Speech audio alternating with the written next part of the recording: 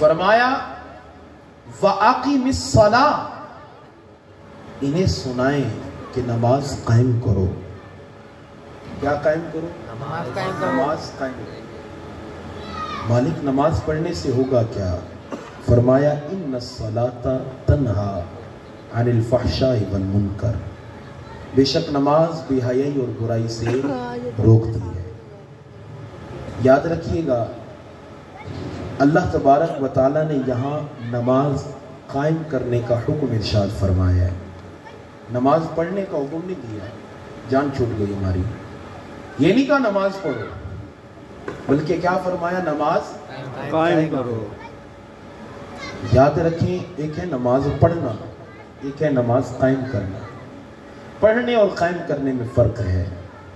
پڑھنا کہتے ہیں کہ فجر پڑھ لی، ظہر نہ پڑھی، ظہر پڑھی، ظہر پڑھی، عصر نہ پڑھی، عصر پڑھی، مغرب نہ پڑھی، مغرب پڑھی، عشاء نہ پڑھی. جمعہ پڑھ لیا، باقی 6 کے 6 دن چھٹی. عید کی نماز پڑھ لی، سال کا سال چھٹی. اسے کہتے ہیں نماز پڑھنا. لیکن نماز قائم کرنا، جب سے بالغ ہوا زندگی کی آخری سانس تک فرض تو فرض، کبھی سنت غیر مؤکدہ بھی نہ قضا ہوئی ہوں، اسے کہتے ہیں نماز قائم کرنا. اور رب نے کیا حکم دیا؟ نماز قائم کرو. نماز بولے نماز قائم کرو. اچھا اب یاد رکھیں نماز کی کتنی اہمیت ہے. میں ذمہ داری کے ساتھ آپ کو ایک بات کروں گا، اگر آپ صدق کے دل و توجہ کے ساتھ میری گفتگو سنیں گے، خدا کی قسم انشاءاللہ میں امید یہ کرتا ہوں آپ میں سے اکثر اگر نماز نہیں پڑھتے تو صبح سے آپ نماز شروع کر دیں گے، اگر آپ کے سینے میں دل مومن کا ہے. توجہ، نماز کتنی اہم ہے. ہم فقہا کے پاس جاتے ہیں، فقہا سے سوال کرتے ہیں کہ نماز کتنی اہم ہے. حضرت امام احمد بن حنبل اور حضرت امام اسحاق رحمت اللہ تعالی علیہم، ان دونوں کا فتویٰ ہے کہ جو شخص نماز نہیں پڑھتا، ایک تو وہ شخص ہے جو نماز کا انکار کرتا ہے، نماز کو مانتا ہی نہیں ہے، وہ تو کافر ہے. وہ کیا ہے؟ کافر. جو نماز کو مانتا ہی نہیں. لیکن وہ شخص جو نماز کو نماز تسلیم کرتا ہے، رب کی عبادت تسلیم کرتا ہے، یہ جانتا ہے، مانتا ہے، پہچانتا ہے کہ رب نے اسے 5 وقت ہم پہ فرض قرار دیا ہے، مانتا ہے لیکن پڑھتا نہیں ہے. اس کے بارے میں کیا حکم ہے؟ فقہا کا اختلاف ہے. امام احمد بن حنبل، امام اسحاق فرماتے ہیں ایسا شخص کہ جو نماز تو مانتا ہے مگر جان بوجھ کر سستی کرتے ہوئے نماز کو چھوڑتا ہے، پڑھتا نہیں ہے، وہ شخص بھی اگرچہ کلمہ پڑھتا ہو لیکن اس کا اسلام سے کوئی تعلق نہیں، وہ کافر اور مرتد ہے. جو نماز نہیں پڑھتا، بولیں نہیں پڑھتا، میرا خشک موضوع ہے لیکن ضروری ہے. جان بوجھ کر چھوڑ دیتا ہے، سستی کرتا ہے، ایسا شخص کیا ہے؟ کافر. امام شافعی کا بھی موقف، امام مالک کا موقف بھی اسی طرح کا ہے لیکن تھوڑا سا ہٹ کے ہے، لیکن ان کے نزدیک بھی کافر. حضرت امام اعظم ابو حنیفہ جن کے ہم ماننے والے ہیں، حنفی، آپ فرماتے ہیں کہ نماز کے اندر سستی کرنے والا کافر تو نہیں ہے، لیکن قاضی جس کے پاس اختیار ہے کہ وہ فیصلہ کرے، اس کے پاس اختیار ہے کہ ایسا شخص جو نماز نہیں پڑھتا اسے سزا دے، جو چاہے سزا دے. سزا دینے کے بعد بھی جان نہیں چھوٹی، فرمایا اس کو قید خانے میں ڈال دو. جو شخص نماز نہیں پڑھتا. اب تو میں ایک جملہ کہا کرتا ہوں کہ قاضی نے فیصلہ کرنا تھا، قاضی نے سزا دینی تھی، کہ جی جس نے نماز نہیں پڑھی تو قاضی نے سزا دینی تھی. اب قاضی کیا سزا دے؟ قاضی خود نماز نہیں پڑھتا. مولوی صاحب کیا فتویٰ دیں؟ مولوی صاحب صرف نماز تب پڑھیں گے جب امامت کے فرائض ہیں. عالم صاحب کیا لوگوں کو ترغیب دلائیں؟ خود نماز نہیں پڑھتے. پیر صاحب کیا لوگوں کو درس دیں؟ خود نماز نہیں پڑھتے. حضرت کی نماز مدینے میں ہوتی ہے. کھانا پینا کراچی سے، کھانا پینا کرنگی کا، کھانا پینا پاکستان کا، نماز مدینے میں عجیب تماشا ہے. سب ختم ہے. وہ کسی نے کہا تھا نا کہ ہر شاخ پہ الو بیٹھا ہے، انجام گلستان کیا ہوگا.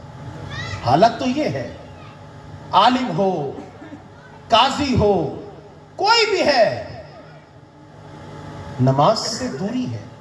تو فیصلہ کس نے کرنا ہے؟ سزا کس نے دینی ہے؟ اب آئیے حضور شیخ عبد القادر جیلانی جن کے ہم ماننے والے ہیں، غوث سمدہانی قطب ربانی، آپ کیا فرماتے ہیں؟ میرے غوث سے محبت کرنے والوں، کاش حضور غوث اعظم کی یہ بات آپ کے دلوں تک پہنچ جائے. حضور غوث اعظم فرماتے ہیں بے نمازی جو نماز نہیں پڑھتا، بے نمازی اگر مر جائے اسے مسلمانوں کے قبرستان میں نہ دفنانا. اسے مسلمانوں کے قبرستان میں نہیں دفنانا. اس کا مسلمانوں سے کوئی تعلق نہیں ہے. کس کے قبرستان میں پھر دفنائیں؟ جب مسلمانوں کے قبرستان میں نہیں دفناؤ گے تو پھر کہیں اور ہی جاؤ گے نا بھائی. حضرت شیخ سعدی شیرازی رحمت اللہ تعالی علیہ آپ فرماتے ہیں جو بے نمازی ہو اسے قرض نہ دو. جو بے نمازی ہو اسے قرض نہ دو. پوچھا گیا حضرت کیوں؟ فرمایا اس لیے کہ جو اللہ کا قرض ادا نہیں کرتا وہ تمہارا قرض کیا ادا کرے گا. اللہ. حضرت سلطان باہو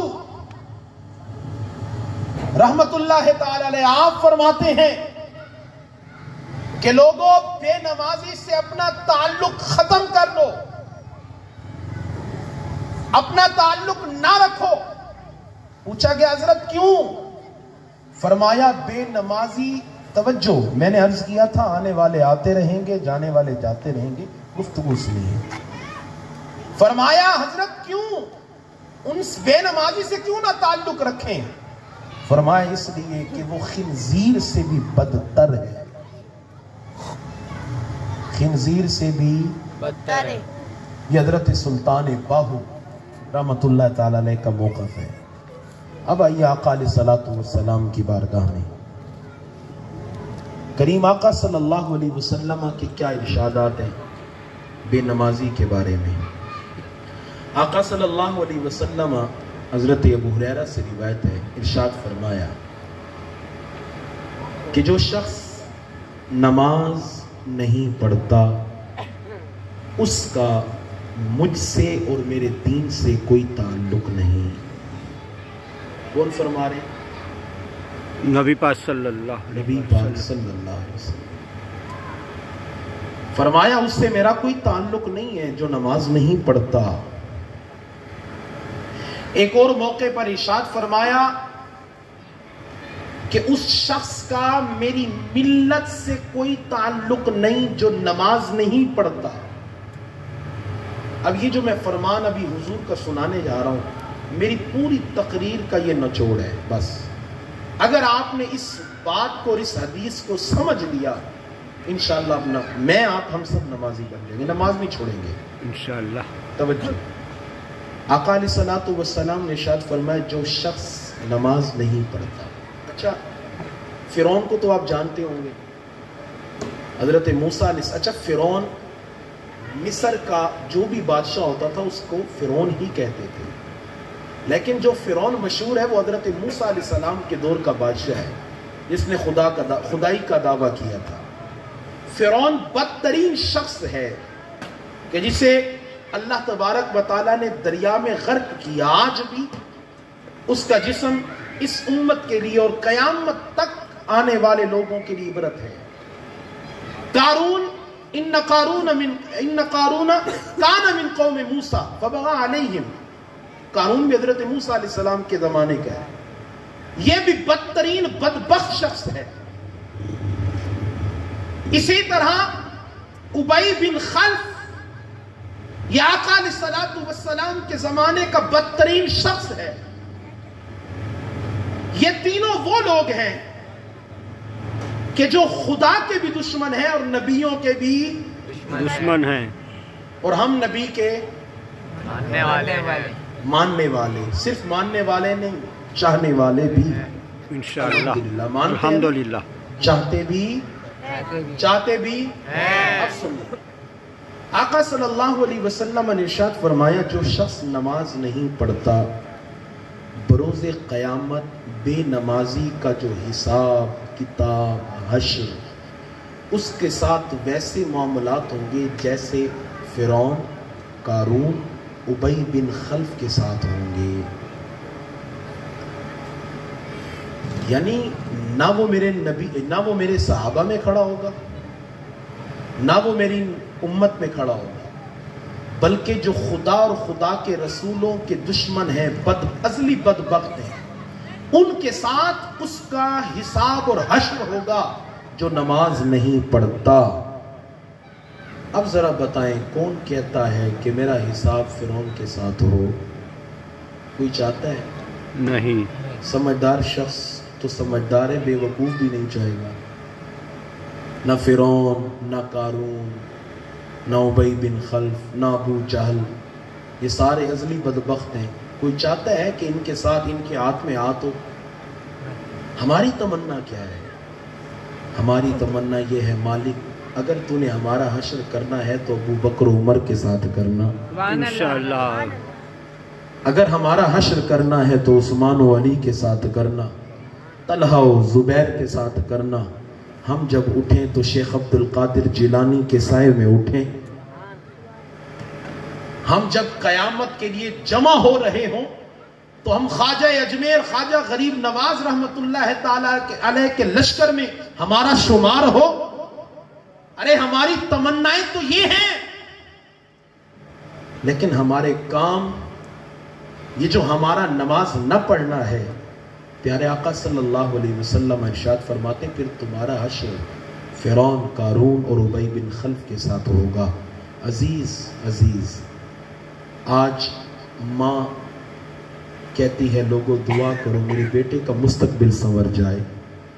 باپ کہتا ہے لوگوں دعا کرو میرے بیٹے کا مستقبل سنور جائے. بھائی کہتا ہے دعا کرو میرے بھائی کا مستقبل سنور جائے.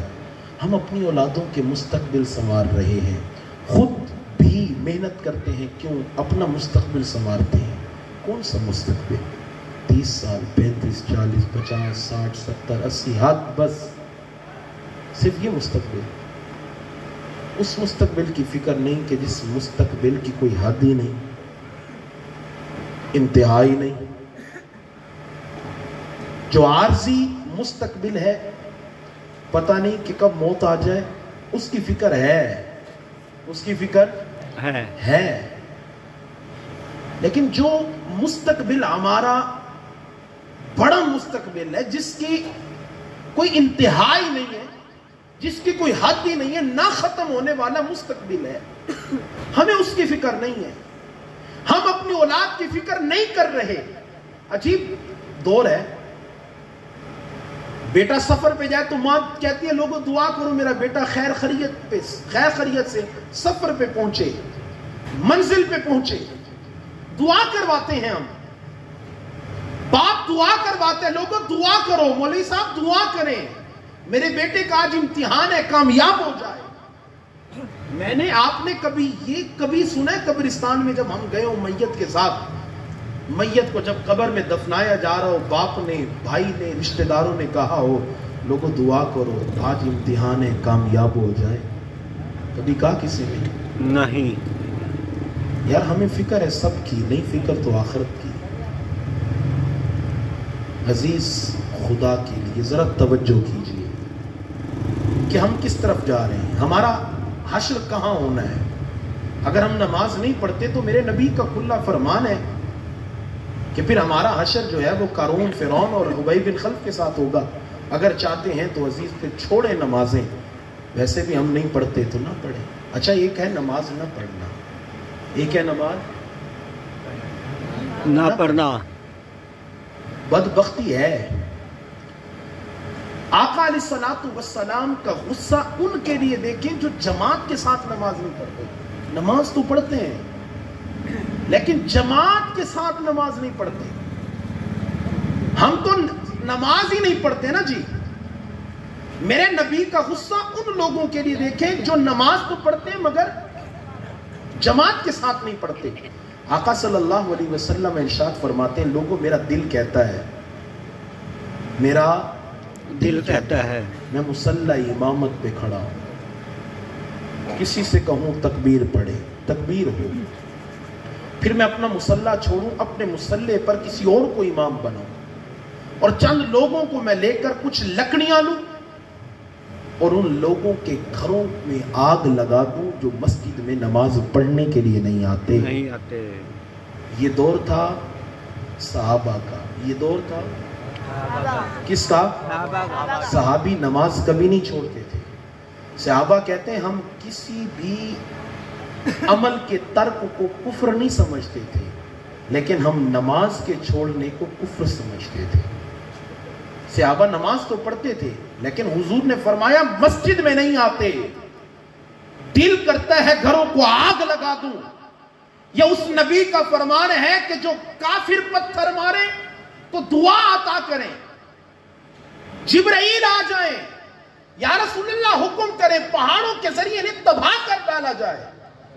فرمایا نہیں جبرائیل، میں انہیں عذاب دینے یا دلانے نہیں آیا بلکہ وما ارسلناک الا رحمتا للعالمین، میں تو ان کے لیے رحمت بن کر آیا ہوں. عزیز جو نبی ہمارے لیے رحمت ہے ان کا غصہ دیکھیے بے نمازی پر، بلکہ جماعت کے ساتھ نماز نہ پڑھنے والے پر کہ میں گھروں کو آگ لگا دوں. اگر نبی کو یہ پتا ہو کہ ہم نماز نہیں پڑھتے تو بتائیں قبر میں اور آخرت میں کل ہم کیا اپنے نبی کو منہ دکھائیں گے یار؟ کیا منہ دکھائیں گے؟ ذرا توجہ فکر کیجیے. بڑی فکر ہے علامہ اقبال کو اس بات کی. علامہ اقبال رحمت اللہ تعالی علیہ نے اللہ کی بارگاہ میں عرض کی نا کہ مالک کل قیامت کے دن تو سب کے نام اعمال کو کھولے گا، سب کے عیب کھلیں گے، سب کے عیب.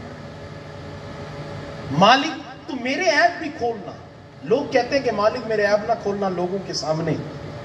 اب امام صاحب کے قیامت کے دن عیب کھل رہے ہوں تو نمازی تو کہیں گے واہ امام صاحب ساری زندگی آپ کے پیچھے نمازیں پڑھتے رہے، تباہ ہو گئی. پیر صاحب کے عیب کھل رہے ہوں تو مریدین تباہ، استاد صاحب کے عیب کھل رہے ہوں تو شاگرد تباہ. ملامت تو ہوگی، فکر تو ہے. ہر بندہ کہتا ہے مالک مخلوق کے سامنے میرے عیب نہ کھولنا. لیکن علامہ اقبال کی فکر دیکھیے، آپ فرماتے ہیں کہ مالک تو ساری مخلوق کے سامنے تو نے عیب اگر کھولنے ہیں کھول دینا، لیکن میرے نبی کے سامنے میرے عیب نہ کھولنا. میں کیا منہ دکھاؤں گا اپنے نبی کو؟ یہ فکر ہے علامہ اقبال کی. ہم کہاں کھڑے ہیں؟ آقا علیہ الصلوۃ والسلام نے ارشاد فرمایا اپنی اولادوں کو 3 عادتیں عطا کرو، 3 باتیں سکھا جاؤ. یا رسول اللہ کون سی؟ فرمایا میری محبت سکھاؤ. نمبر 2 میری اہل بیت کی محبت سکھاؤ. نمبر 3 انہیں قرآن کی تعلیم دو. چھین لو ان سے ٹچ موبائل، چھین لو ان سے ٹی ویوں کے ریموٹ، چھین لو ان سے نال. ان کے ہاتھوں میں قرآن تھماؤ، نبی کی حدیث تھماؤ، نبی کا کردار تھماؤ، صحابہ کی سیرت تھماؤ، تفسیر قرآن تھماؤ. تمہارے بچوں کی دنیا بھی سنور جائے گی، آخرت بھی سنور جائے گی.